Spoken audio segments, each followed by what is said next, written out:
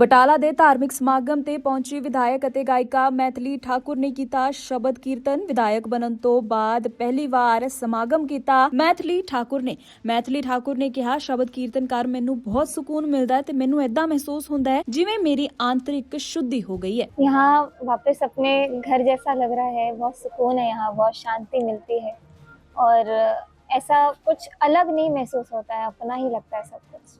कितने साल हो गए यहाँ पे?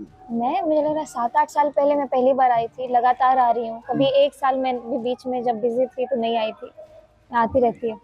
और सारा मैनेज जो कैसे होता है, नेताजी भी करनी है, विधायक भी हो और अपनी गायकी भी नहीं छोड़ी जा रही। मन साफ रहेगा तो मैं दुनिया के सारे पहाड़ वाले काम कर लूँगी।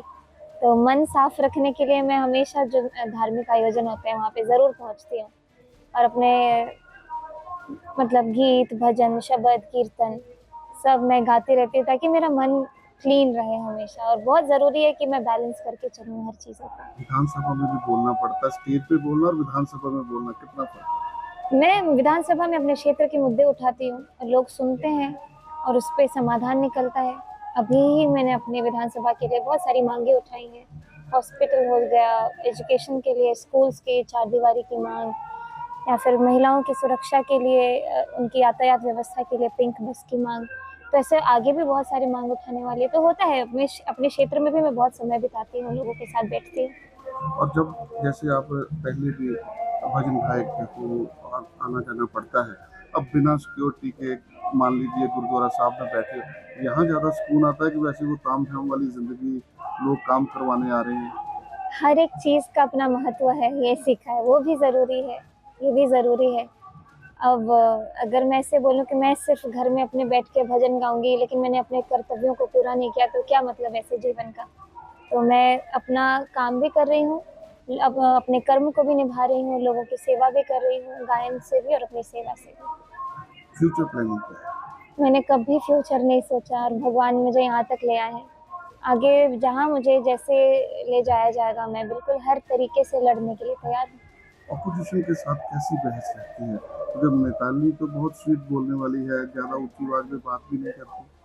कभी कभी हो जाता है, जब मुझे ज़्यादा छेड़ देते हैं तो शायद मैं अपने शब्दों का जो चयन है, कई बार ऐसा हुआ है कि जब मैं नई चुनाव लड़ने के लिए गई थी तो मुझे बहुत उकसाया जा रहा था, मुझे बहुत परेशान किया जा रहा था और मुझसे ऐसे सवाल पूछे जा रहे थे जो दिग्गज नेताओं से भी नहीं पूछे जाते।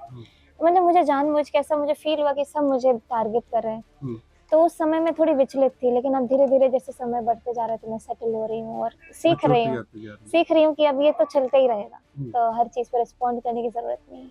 कहते हैं कि जो एक शायर होता है, एक गायक होता है, वो बहुत दिल का सॉफ्ट होता है। जब ये लोग अपोजिशन वाले आप पर कोई उंगली खड़ी करते हैं तो क्या मन पे आता है? अब नहीं आता मन पे। अब मुझे ये समझ चुकी हूँ कि उनका काम अपोजिशन में रह के यही होता है कि वो मुझ पर उंगली उठाएं।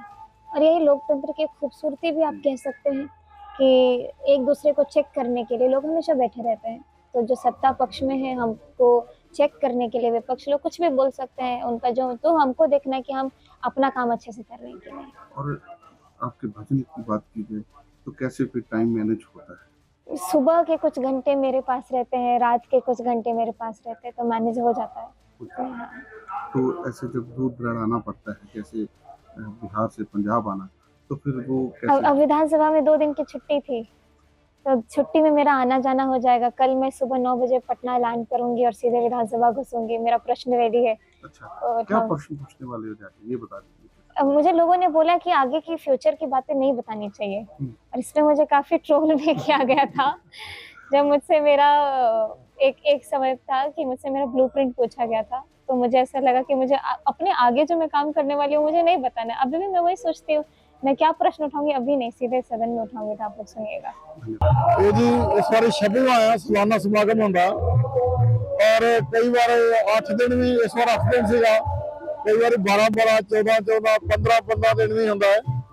सो गुरु साहब की कृपा जी, कई बार उलीका जाता प्रोग्राम ते लड़ी बनती है तो लास्ट में बहुत बड़ा होंदा है, जिधर सारे वर्ल्ड को इत्थे मंगाए जाते हैं। वर्ल्ड नोन, वर्ल्ड फेम संसार कोसे भी इत्थे आउंदे इत्थे ते सैकड़े पिंडां दी संगत आउंदी है, बहुत शहरां दी भी आउंदी है। बड़ियां बसां लगियां तुहाडे सामने देखो तुसीं, बहुत लोकां नूं इन्हां दिनां च अमृत संचार कराया ਨਹੀਂ ਅੰਮ੍ਰਿਤਸਰ ਚਾਰ ਨਹੀਂ, ਗੁਰਬਾਣੀ ਦਾ ਪ੍ਰਚਾਰ ਕੀਤਾ ਜਾ ਰਿਹਾ ਜੀ। ਅੰਮ੍ਰਿਤਸਰ ਚਾਰ ਨਹੀਂ ਕਰਵਾਇਆ ਜਾਂਦਾ ਕਿਉਂਕਿ ਬੜਾ ਬਹੁਤ ਵੱਡਾ ਕਾਰਜ ਆ ਤੇ ਇਹੀ ਨੇਪਰੇ ਬੜੀ ਮੁਸ਼ਕਲ ਨਾਲ ਜੁੜਦਾ ਜੀ।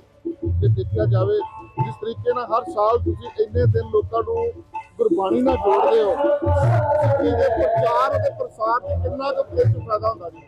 ਬਹੁਤ ਜੀ, ਮੈਂ ਵਿਦੇਸ਼ਾਂ 'ਚ ਵੀ ਬੜਾ ਇਹ ਪ੍ਰਚਾਰਕ ਖੇਤਰ ਵਿੱਚ ਗੁਜ਼ਰ ਰਿਹਾ ਮੈਂ ਦੇਸ਼ ਦੇ ਵਿੱਚ ਯੂਪੀ ਵਿੱਚ, ਬਿਹਾਰ ਵਿੱਚ, ਹੋਰਨਾਂ ਸੂਬਿਆਂ ਵਿੱਚ ਵੀ ਕਾਫੀ ਸਮਾਗਮ ਕਰਾਏ ਆ ਔਰ ਯੂਕੇ ਦੇ ਵਿੱਚ, ਹੋਰਨਾਂ ਦੇਸ਼ਾਂ 'ਚ ਤੁਸੀਂ ਲਾਓ ਬਰਮਿੰਘਮ ਦੇ ਵਿੱਚ ਤੇ ਜੇ ਆਸਟਰੀਆ ਵਿੱਚ ਤੇ ਇਟਲੀ ਵਿੱਚ ਆਦਿਕ ਕੈਨੇਡਾ ਵਿੱਚ ਬਹੁਤ ਸਾਰੇ ਕਈਆਂ ਨਾਲ ਸਹਿਯੋਗ ਕੀਤਾ, ਕਈ ਸਮਾਗਮ ਕਰਵਾਏ ਆ।